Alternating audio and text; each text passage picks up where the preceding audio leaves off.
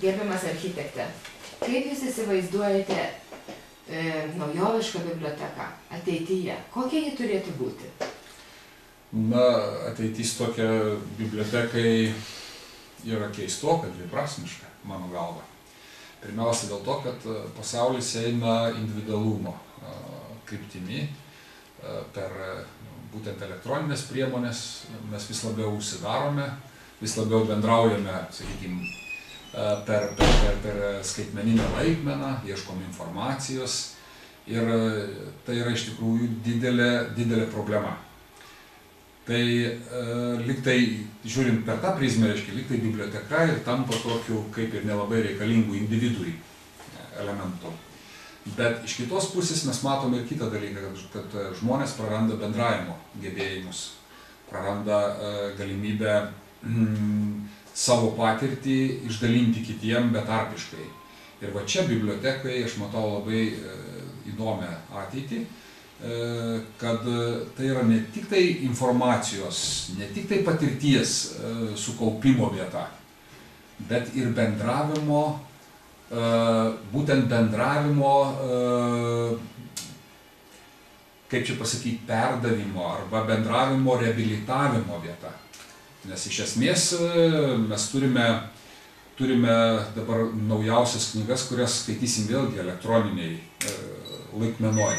Bet iš kitos pusės, aš atsiprašau, išjungsiu, iš kitos pusės, reiškia,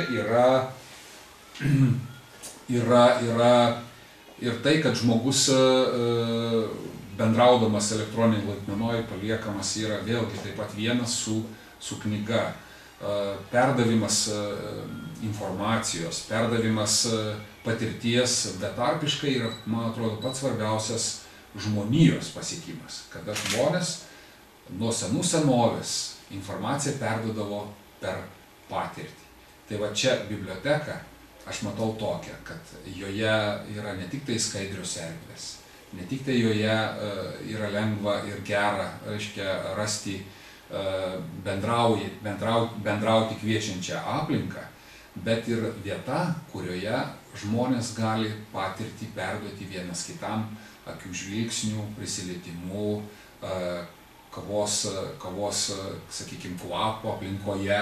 Ir tas yra be galo, man atrodo, svarbu, nes biblioteka yra jau vien žinių perdavimo, aš nebematau, reiškia, tokio, sakykime, vien, kad tai yra žinios, kaip senovėje atėjai, kur bibliotekoje aš rasiu tą knygą, atsisėsiu, skaitysiu ją, parsinešiu į namus.